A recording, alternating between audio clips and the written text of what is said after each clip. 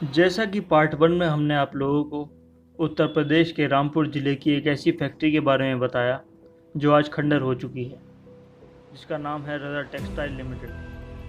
तो चलिए आगे बढ़ते हैं और बात करते हैं इसके पार्ट 2 के बारे में।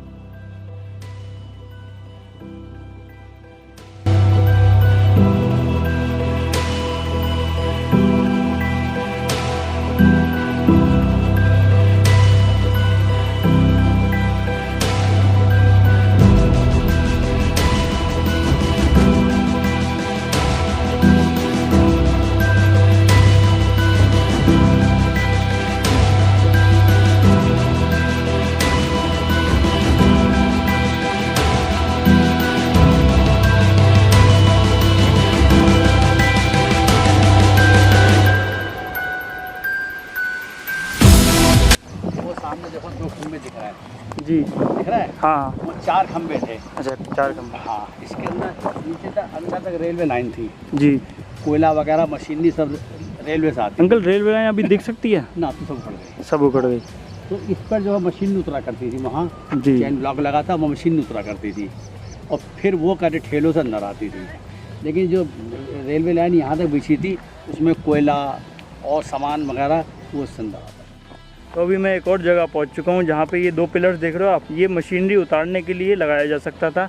खैर, बाकी हम अंकल से जानकारी लेते हैं इसकी। ये 4 पिलर थे, यहाँ 2 टूट चुके, 2 आप जी यहाँ पर चेन ब्लॉक लगा हुआ करता था, जी जिस पर जो हैवी मशीन नहीं आती थी वो यहाँ उतरती थी। और यहाँ पे एक प्लेटफार्म बना हुआ था, जी उस प्लेटफार्म में मशीन उतार के और यहाँ आपके रेलवे की लाइन बिछी थी अंदर तक। जी मशीनरी को ठेले पर उतार के रेलवे से और फैक्ट्री अंदर जाया करती थी। जी। आज जो है ये खंडर है, आपके सामने है। जब फैक्ट्री चलती थी यहाँ बहुत रौनक हुआ करती थी, रेलवे की सप्लाई यहाँ आया करती थी, कोयला वगैरह सब रेल से आया करता था, तो बड़ा अच्छा लगा करता था। आपको तो अंकल सब चीज़ें याद होंगी जहाँ जहाँ हम लोग जा रहे होंगे। हाँ, यहाँ हम लोग आया करते थे छोटे छोटे, जी। क्योंकि बचपन जीवन यही बीता है, जी। यही जन्म लिया है, तो सब जगह भाला है और इसीलिए सब भाला। और फिर मैं जब कंपनी बंद हुई है उसके बाद से इससे जुड़ा हुआ हूँ। जी। इसके लगभग मैंने कंपनी से करीब 17-18 मुकदमे भी लड़े हैं। और आपने अंकल कितने साल काम किया इस कंपनी में? मैंने इसमें 23 वर्ष 23 वर्ष। ज़िंदगी के 23 वर्ष इसमें जी, गुजारे हैं। इसमें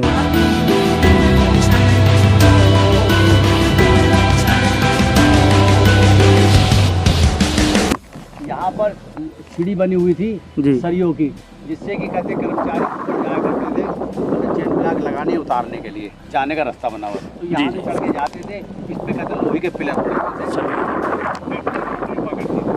अच्छा अंकल। ठीक है। जी जी। यहाँ पर एक गेट लगा था और ये हमारा फार्म हाउस है, या खेती हुआ करती थी। अच्छा, इस तरफ। हाँ। जी। और ये जो आप देख रहे हैं ये नाला है।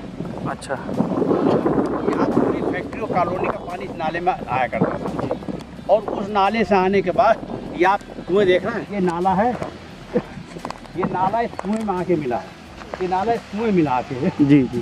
तो यहाँ एक प्लांट लगाया गया था जी जो गंदगी निकाल के साफ करता था। जी प्लांट इस जगह लगा था, अब तो खैर नहीं है, जी तो मोटर लगी हुई थी। जी। ये नाले से पानी पहले इसमें आता है, देख सकते हैं जी। आप, अभी पानी भरा हुआ है और ये मौसला बना पानी आने का। जी और इससे फिर पाइप द्वारा वहाँ मोटर लगी थी, जी। वहाँ कीचड़ गिरता था सब, अच्छा और फिर उससे पानी इस कुएं में आता था। अच्छा। इसको ये अंकल बड़ा कुआं है क्या इससे? हाँ, ये मतलब ये गहरा कुआं है। अच्छा, ये नीचे गहरा। स्रोत कुआं है, इसमें कहीं पानी नहीं सकता। अच्छा अच्छा अच्छा। उसके बाद दूसरा कुआं ये था। जी उसके फिर आगे आपको मैं कुएं दिखाऊंगा आज। जी, चलिए।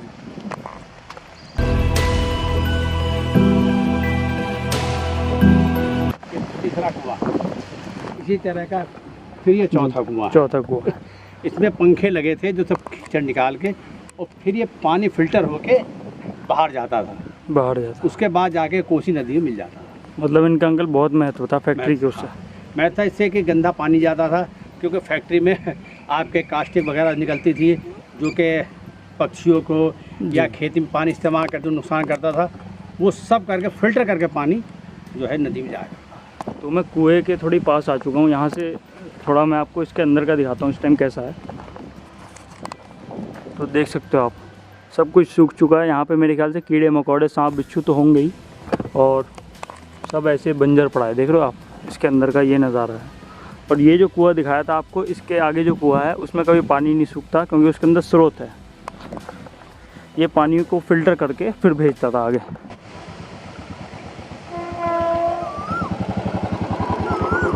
A few moments later.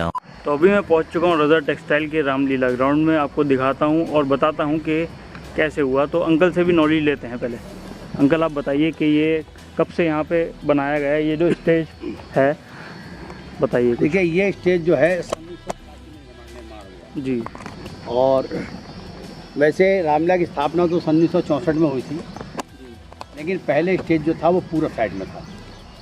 अच्छा, किस तरफ अंकल कुछ बताइए। इस साइड में, उस साइड में। अच्छा, उस साइड में। साइड में था। पहले इधर था, अब इधर हो गया है। 64 में वहाँ था। सन 64 में इधर था। हाँ, और सन 64 के बाद सन 86 में यहाँ निर्माण पक्का कराया गया। जी।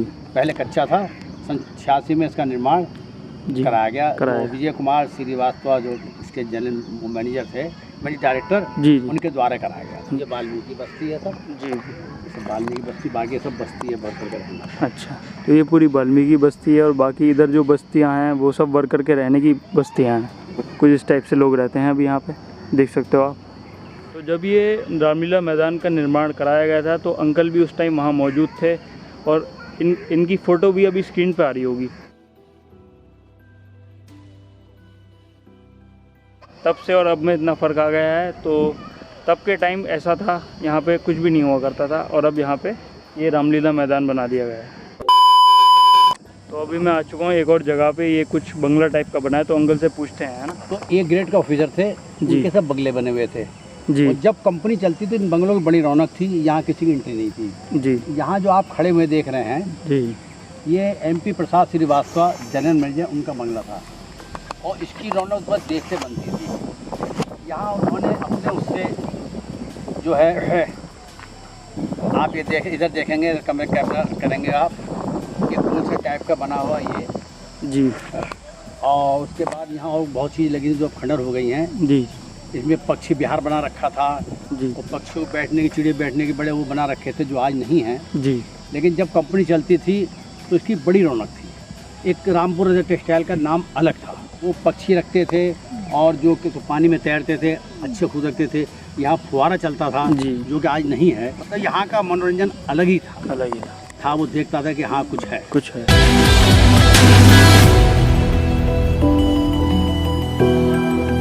नौकरी क्वार्टर, सर्वेंट क्वार्टर बनी हुई। जी जी। तो अंकल आपको क्या लगता है, अगर ये मेंटेन किया जाता तो पूरे रामपुर ही नहीं पूरे यूपी में ऐसी कोई फैक्ट्री होती आज? ना भाई, मैंने कहा ना ये जीवन में थी, अगर अच्छी तरह से बन कर जाती। जी जी जी। जिस फैक्ट्री का 32 लाख रुपये टर्नओवर महीने का हो, जी। 32 लाख रुपये महीने रखता था। सही बात है। अच्छा अंकल, उस टाइम के 32 लाख आज अगर हम देखें कितने होंगे अंकल? लगभग करोड़ों के हिसाब से। करोड़ों के हिसाब से होंगे। ये है मैनेजिंग डायरेक्टर का बंगला। मैनेजिंग डायरेक्टर श्री विजय कुमार श्रीवास्तव का बंगला है। ये चारों तरफ बाउंड्री हुआ करती थी, जो क्या सब लोग नहीं है। और मैं दिखाऊंगा आपको अंदर कि आज इसकी कंडीशन क्या है। ये बरसाती यहाँ उनकी कार खड़ी हुआ करती थी। अच्छा। यहाँ पर ये जो आप देख रहे हैं, जी। यहाँ बड़ी बड़ी पीतल की 2 मूर्ति भगवान की रहा करती थी। ये जो आप देख रहे हैं जी, ये जाड़ों में बैठने का हुआ करता था। यहाँ आग जला करती थी जी। और जाड़ों बैठा करते थे। यहाँ उनका शयन कक्ष था। ये भी एक शयन कक्ष था। और यहाँ की सबसे बड़ी खूबी ये थी, बताऊँ आपको जी। कि आप देख रहे हैं कितना ऊंचा है ये। जी जी। कम से कम 15-20 फुट ऊंचा है। जी बिल्कुल। उसके बाद ये आप जो मोखले देख रहे हैं, जी। यहाँ पर लकड़ी के पिलर रखने के बाद पूरी सीमेंट की लगी थी, सीमेंट की चादरें, अच्छा। जिससे इसमें गर्मी ना हो। गर्मी ना हो। दूसरी खासियत ये है कि सब गारे मिट्टी का बना हुआ है। ये आप देख सकते हैं, गारे मिट्टी सूखी चूल्हे। ये इनका मनोरंजन वो हुआ करता था। और यहाँ पे बड़ा अच्छा फर्श बिछा हुआ था। ये आप देख रहे हैं, इसके भी ये बाकी हैं फ्रेम के वो। ये बड़ा अच्छा फर्श हुआ करता था जी। मतलब खूबसूरती के उससे मजबूत कुर्सी था। आज जो है सब खंडर है। आप देख रहे हैं ये सब डायरेक्टर का बंगला है। और जो है सब चोरों ने वो कर दिया। ये लैट्रिन बाथरूम हुआ करता था। अंदर अंदर सब कुछ था ये। और ये आप देखेंगे यहाँ से ये इनका किचन हुआ करता था ये। किचन अच्छा। वगैरह ये सब नौकरों रहने का, जो आज आप खंडर देख रहे हैं। जी सीधे रास्ता था तो टूट गया बरंडा वगैरह, जी। सीधे जाने का रास्ता था कोई। तो आप देख रहे हो आज ये पूरा खंडर हो चुका है, बिल्कुल सब कुछ नुकसान हो चुका है। और दिमाग में मेरे भी यही बात आती है कि यार अगर उस टाइम मेंटेन किया होता तो कितना सुंदर होता ये। लेकिन जैसे कि अंकल ने बताया आपको, ये नहीं रहा। और उस टाइम अगर ये होता तो मेरे ख्याल से पूरे यूपी में ही ऐसा कुछ, ना ही फैक्ट्री होती, ना ही बंगले होते इसके अंदर के, ना ही कुछ होता है ना। तो मैं खड़ा हूँ अभी यहाँ पे, आप लोगों को दिखा रहा हूँ। तो मेन फोकस इस डॉक्यूमेंट्री का यही है कि आपको मैं बारीकी से सब चीज़ें दिखा पाऊँ, अंकल के द्वारा इन्फॉर्मेशन शेयर कर पाऊँ। क्योंकि इंटरनेट पे कुछ बातें बनाई हुई होती हैं, ये हम एक तरीके से लाइव कन्वर्सेशन कर रहे हैं अंकल के साथ। और देख सकते हो आप सब कुछ अंदर पड़ा है। जैसे पुरानी पिक्चरों में दिखाते थे ना, मतलब टूट फूट गया है सब, मतलब ऐसा लग रहा है सुनसान। और रात में तो मेरे ख्याल से यहाँ पे आके कोई फ़ायदा नहीं, कोई ना लाइट है ना कुछ है, और डरावना टाइप का माहौल बन जाता होगा। ये साइड से पेड़ दिख रहे हैं आपको, ये बेले वगैरह ये सब। तो अब यहाँ से आगे चलते हैं और आपको आगे की कहानी बताते हैं। तो ये यहाँ पे टब हुआ करता था, देख रहे हो, ये बाथ टब था यहाँ पे। पूरा बाथरूम था बड़ा सा, कितना बड़ा बाथरूम है देख रहे हो आप, यहाँ से वहाँ तक। आजकल तो घरों में बहुत छोटे छोटे होते हैं, लेकिन उस ज़माने में सोचो आप ऐसा था, तो ये कितना महत्व होगा इस बंगले का। देखो ये देखो सब इस टाइम बंद टूटा फूटा पड़ा है। देखो ये देखो सब इस टाइम। अच्छा एक बात है कि सुर्खी चूने का भी कितना मजबूत है। जी जी ये बात सही है अंकल। ये चूना क्या बताया आपने, ये क्या होता है अंकल? कुछ सुर्खी चूना, सुर्खी चूना मटेरियल होता है एक। और देखिए ईंट, जो ईंट की सुर्खी बनती है, जी जी, चूना आप जानते हैं जो उसमें पड़ता है जी। लेकिन इसके जो निर्माण हुआ था फैक्ट्री के इन बंगलों का, इसमें चूना, सुर्खी, उड़द की दाल और सीरा मिलाने के बाद इसका सबका निर्माण हुआ है। जो कि आप देख रहे हैं जैसी ईंट है वैसी ईंट साफ़ सुथरी लगी हुई है और आज भी ये मजबूत है। ये जो टूट फूट देख रहे हैं, जो लोगों ने इसके दरवाजे निकाले या इसका सामान निकाला, जिसकी वजह से दीवारें गिरी हुई हैं। अपने आप फैक्ट्री बंद हुए 30 वर्ष हो गए, ये बिल्डिंग आज भी अपने आप कहीं से डैमेज नहीं हुई है। जो भी डैमेज हुई है वो कहते हैं चोरों द्वारा करी, चोरों द्वारा, मतलब इसको डैमेज किया गया है, ये अपना आप डैमेज नहीं हुई है। जी। यहाँ के देखिए लोहे के खंभे थे, निकाल लिए, गिर गई है जी। इसके नीचे लोहे खंभे बरसात लगे हुए थे, तो खंभे काट लिए, बिल्डिंग गिर गई। अपने आप आज भी आप देख सकते हैं डैमेज नहीं हुई। डैमेज नहीं। और ये ईंट जो है जी, ये 2.5 सेर की है, ये ऊपर के 3 किलो से ऊपर की है। 3 किलो से ऊपर की। आप देखिए 50 साल फैक्ट्री चली, 30 साल, 80 साल के बाद भी ईंट ऐसी 80 साल हो गए थे।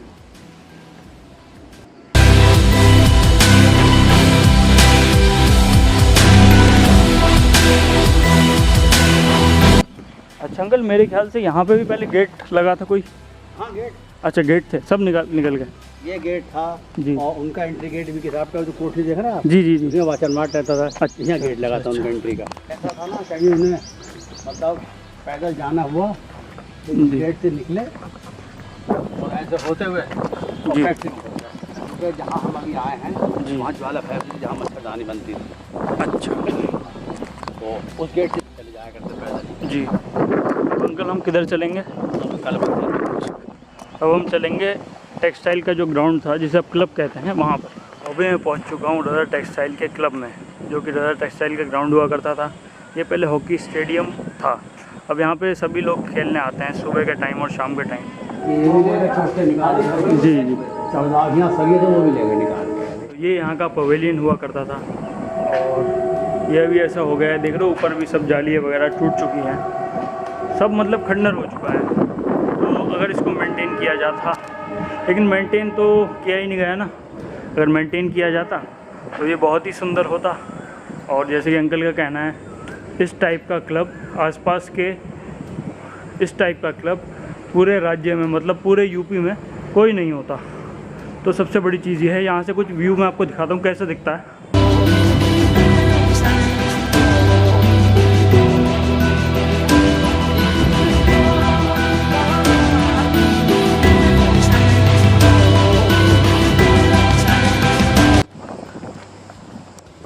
तो पहले ये पूरी यहाँ से लेकर ऊपर तक दीवार हुआ करती थी, तो जैसे कि चोरों वगैरह ने यहाँ पे सब जो है बर्बाद कर दिया, तो तूफ़ान ने भी काफ़ी नुकसान किया है यहाँ का। और वैसे तूफ़ान से तो ये खैर नहीं गिरती बिल्डिंग, जैसे चोरों वगैरह ने यहाँ पे तोड़ा फोड़ा सब कुछ करा। दिखाता हूँ मैं आपको, ये देखो एक टाइप का ये पिलर बना है यहाँ पे।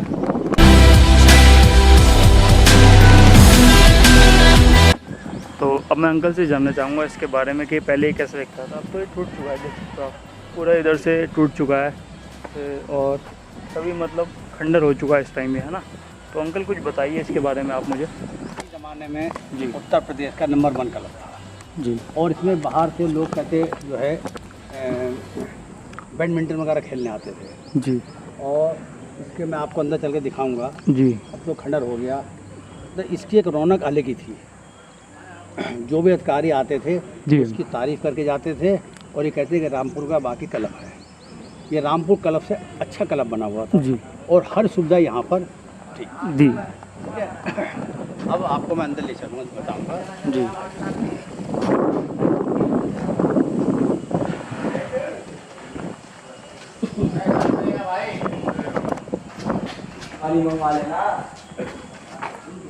यहाँ पर कश्मीर से लकड़ी मंगाकर जी इसका नीचे का बोर्ड बिछा हुआ था, बोर्ड बिछा हुआ था फर्श जो है लकड़ी का था जी जिस पर कि खिलाड़ी के पैर नहीं फिसला करते और इसका एक अलग ही वो था।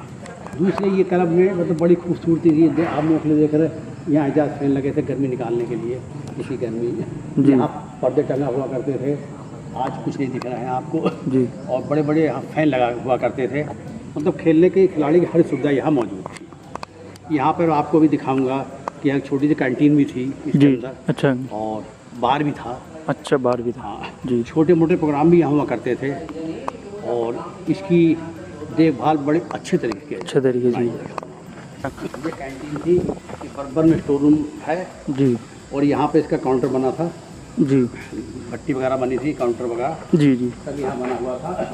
और ये बर्बर आप देख रहे हैं, ये लेट्रिन बाथरूम नहाने का सब था जी और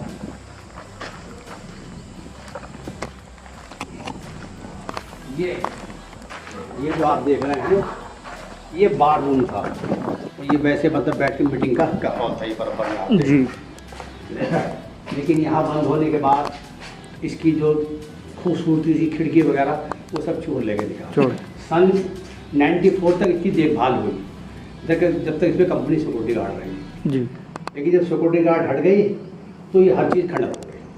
मतलब कोई देख रेख करने वाला नहीं था, इसलिए लोगों को मौका मिल गया। यहाँ के जो चोर लोग थे वो करीब सभी चीज़ यहाँ से लेके निकाल के बाकी आपके सामने। ये हमारे रामपुर रजा टेक्सटाइल की हिस्ट्री है, जो कि आपको मैंने इसके निर्माण से और इसके अंत तक की, बस इसमें ये बाकी वर्कर का जो है पैसा भुगतान होना बाकी है। जी जी। अभी प्रक्रिया कब तक चलेगी ये नहीं कहा जा सकता है और बाकी अब आगे देखिए। आज में मैं बात और कहना चाहूँगा जी कि मैं प्रेम तिवारी रजा टेक्सटाइल मजदूर संघ का जनरल सेक्रेटरी हूँ और इस मिल का वर्कर भी हूँ। मैंने इस कंपनी उसके मज़दूरों के लिए, कर्मचारियों के लिए IDBI बैंक से बम्बे हाई कोर्ट में केस लड़ा जी, सुप्रीम कोर्ट में केस लड़ा, इलाहाबाद में 11 केस लड़े और मेरी मेहनत और लोगों के आशीर्वाद से सब वर्कर के पक्ष में हुए। तो हमारा एक ही उद्देश्य है कि वर्कर को भुगतान हो जाए और बाकी जो संपत्ति है इसको कोर्ट बेच के औरों का भुगतान करें। तो अभी मैं आया हूँ एक और फैक्ट्री के वर्कर से मिलने, जिनका नाम है महेश प्रताप सिंह जी। तो ये है महेश प्रताप सिंह जी। तो बेसिकली ये भी एक फैक्ट्री के वर्कर हुआ करते थे रजा टेक्सटाइल में, तो ये भी यहीं रहते हैं और अब इनसे बात करने की कोशिश करते हैं। क्या कहना चाहेंगे आप? एक ही फैक्ट्री बंद हुई, जी सरकार की तरफ से भी कोई मदद नहीं मिला जी और फैक्ट्री जो है वो कर्मचारियों की तरफ से नहीं बल्कि मालिक की तरफ से बंद हुई। जी मालिक ने खुद बंद किया। तो ऐसे में हम लोगों को हर तरह की सुविधा मिलनी चाहिए थी, जो नहीं मिली और करीब 30 साल होने जा रहा, जी अभी तक कोई हिसाब नहीं हुआ। सन 2002 से मुकदमा चल रहा है, उसका भी कोई फैसला अभी नहीं हुआ। जी। तो हम लोगों का ये होना चाहिए।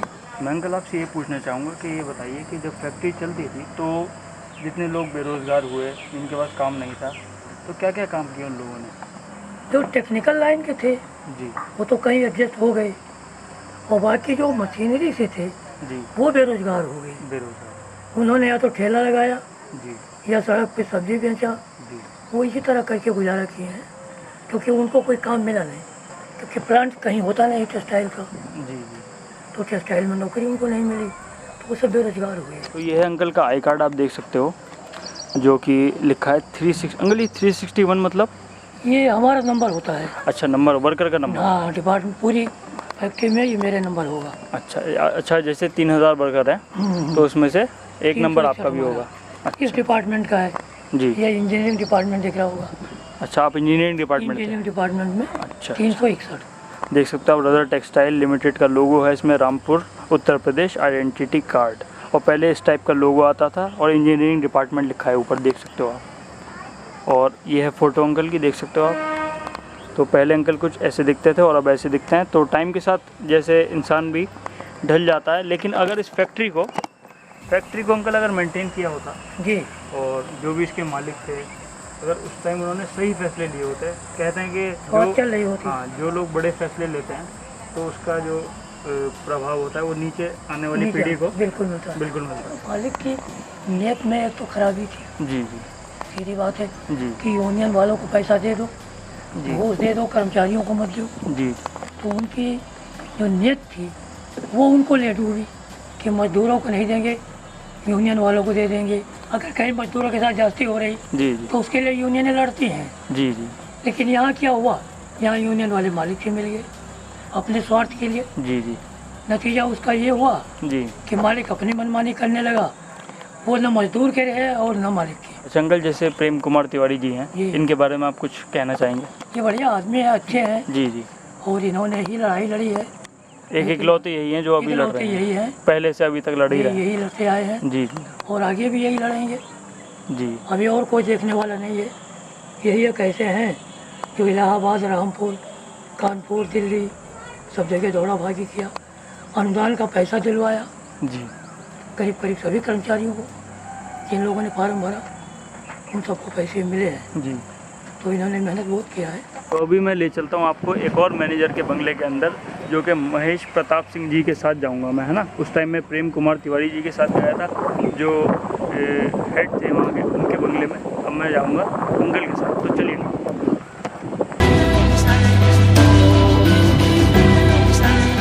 इधर से कोई रास्ता ही नहीं था। अच्छा, यहाँ से रास्ता ही नहीं था? यहाँ से रास्ता नहीं था, केवल मेन गेट से था। अच्छा, मेन गेट था, वहाँ से इधर मतलब? पीछे सब बंद था। अच्छा, कोई वर्कर नहीं आ सकता था यहाँ पे, केवल मालिक लोग का? माने आते थे वर्कर, अच्छा अच्छा। लेकिन गेट से सिक्योरिटी के थ्रू वो भी काम करने के लिए काम केवल? के लिए। अच्छा अगर किसी से मिलना है, जी जी, तो आइए। ये ऑफिसर्स बंगले हैं, जी जी तो अगर किसी से कोई ज़रूरत है जी। तो आ सकता था सिक्योरिटी से मिलके, अच्छा अच्छा। वरना यहाँ आने का कोई मतलब किसी रीज़न से आए तब? जी, जनरल मैनेजर का बंगला है। जी जी यहाँ पे जनरल मैनेजर पहले रहा करते थे, जी जी मिस्टर आनंद शर्मा थे। पूरा बंगला, जी इसके मेन गेट, खिड़की, जी दरवाजे पूरी तरह से सब टूट चुके हैं। जी। कुछ चोर लोग ले गए आइए। और कुछ जिसको मिला वो उठा के ले गया। अच्छा। क्योंकि कोई सिक्योरिटी नहीं थी इनकी। हाँ, ये बंगला पूरा खड़ा है, कोई देखने वाला भी नहीं है। ये हालत है बंगले की। देख सकते हो आप, सब कूड़ा वगैरह, कूड़ा करकट जी। और सब, मतलब कोई देखने वाला नहीं है। और आज अंकल अगर इसको देखा जाता तो ये मेरे ख्याल से पूरे यूपी में करोड़ों की संपत्ति थी, करोड़ों रुपए की संपत्ति। एक एक बंगले 1-1 करोड़ के हैं आज, और बेकार हो गए, तो खराब हो गया। आप बता रहे बारिश में छत टपकते हैं, छत टपकती है पूरे बारिश में? टूट चुके हैं सब। अच्छा। खिड़की दरवाजा कहीं है। जी जी, सब ले गए चोर वगैरह सब? जी जी जी। इधर पीछे ज्वाला क्लब हुआ करता था। अच्छा अंकल, ये ज्वाला क्लब के बिल्कुल इस तरफ है, देख रहे हो आप? ये ज्वाला क्लब है। हाँ, ये बंगला जो है इस तरफ है, ये अंदर इधर ये मैनेजर का बंगला है। बिल्कुल खंडर हो चुका है, देख सकते हो आप। सामने ज्वाला क्लब है, जी। खेल का मैदान है, खेल का मैदान है सामने, देख सकते खेल हो। हुआ करता था वहाँ पे। जी। पूरे उत्तर प्रदेश की इंडिया की टीमें आती थी। टीमें आती थी। अंकल कोई खिलाड़ी का आपको ध्यान हो कि कोई बड़ा खिलाड़ी यहाँ पे आया हो, किसी का नाम याद हो? ध्यान नहीं है। फिल्मी दुनिया में मोहम्मद रफ़ी साहब भी अच्छा, मोहम्मद यहाँ आ रफ़ी। चुके हैं। अच्छा, खेलने के लिए? नहीं, नुमाइश ग्राउंड के लिए। अच्छा, नुमाइश ग्राउंड में उनको बुलाया गया? हाँ, मुशायरा हुआ था, अच्छा तो उसमें मोहम्मद रफ़ी साहब आए थे। आए थे, मैंने देखा भी था उनको। अच्छा अंकल। ये बहुत पहले की बात है, तब फैक्ट्री चलती थी, जी जी। गवर्नर साहब की दावत होती थी, बंगले पे आते थे। गवर्नर साहब आते थे। अंकल क्या नाम था गवर्नर साहब का, कुछ अंदाज़ा आपको? क्या नहीं, इस टाइम कौन गवर्नर थे? अंकल आप इधर आइए। ये बहुत पुरानी बात हो गई, जी जी। इसलिए नाम तो मुझे भी ध्यान नहीं है। अच्छा अंकल मैं जी, बस्तियाँ रामपुर में बहुत बड़ी बड़ी आती थी, मालिक की अच्छी बात थी। आपसे अंकल मैं ये जानना चाहूँगा कि जब फैक्ट्री चलती थी तो जैसे पे मिलती थी लोगों को, ये जब फैक्ट्री बंद हुई तो मतलब लोगों ने काम करना शुरू किया, और अंकल परिवार में कुछ चेंजेस आए होंगे कि बच्चों ने या फिर जो घर में लेडीज़ थी जी। उनके मन में मतलब कोई कुछ सवाल आए होंगे, कुछ बताइए। बिल्कुल, पढ़ाई लिखाई पर भी असर पड़ गया, जी। क्योंकि नौकरी गई तो लोग बेरोजगार हो गए, बेरोजगार हो गए। तो बच्चों के पढ़ाई लिखाई पर असर आया। जी औरतें भी काम किए जो कर सकती थी, जी जी। उनको भी काम करना पड़ा, तो परेशानी तो बहुत आई फैक्ट्री बंद होने पे, और वो परेशानी अभी भी बरकरार है। बरकरार है, ना ही क्योंकि सरकार की तरफ से ना ही कोर्ट की तरफ जब से तक कोई कोई मदद हिसाब नहीं। नहीं हो जाता जी, है जी। तब तक तो लोग परेशान रहेंगे, इसमें परेशानी ये चल रही है। आपको क्या लगता है अंकल के कोर्ट में जो केस चल रहा है इलाहाबाद हाई कोर्ट में, जी जी, वो जल्द से जल्द उसका होना चाहिए, निपटारा होना चाहिए, सॉल्व होना चाहिए जल्दी से, जो कुछ मिलना है हमें मिल जाए। या फिर जो भी होना है इसमें, ताकि आगे चल के कुछ ना कुछ तो हो। करीब करीब 50% ज़्यादा कर्मचारियों हैं जी। एक्सपायर हो चुके हैं, कर्मचारी जो थे। अंकल मैं आपकी एज जानना चाहूँगा, क्या एज है आपकी? 63। 63 एज है। और अंकल आपको कितने साल आपने काम किया फैक्ट्री में? करीब 15 साल काम किया था। 15 साल। 15 साल तो अंकल एक बहुत बड़ा टाइम होता है। मुझे उम्मीद है कि इस फैक्ट्री के बारे में आप बहुत कुछ जान गए होंगे। ये डॉक्यूमेंट्री का पार्ट 2 था। अगर आपने इसका पार्ट 1 नहीं देखा है तो डिस्क्रिप्शन में आपको उसकी लिंक मिल जाएगी। सच बताऊं तो ये डॉक्यूमेंट्री बनाने का एक ही रीज़न था कि जब हम रामपुर के इतिहास की बात करते हैं तो हमें यहाँ का चाकू, यहाँ के महल और यहाँ के नवाब याद आते हैं, लेकिन रज़ा टेक्सटाइल को सब भूल जाते हैं, जो एक ऐसी फैक्ट्री थी जिसके बंद होने से लगभग 3000 लोग बेरोज़गार हो गए। मैं चाहता हूँ कि आप इस डॉक्यूमेंट्री को ज़्यादा से ज़्यादा शेयर करें ताकि दुनिया को इसका महत्व पता चल सके।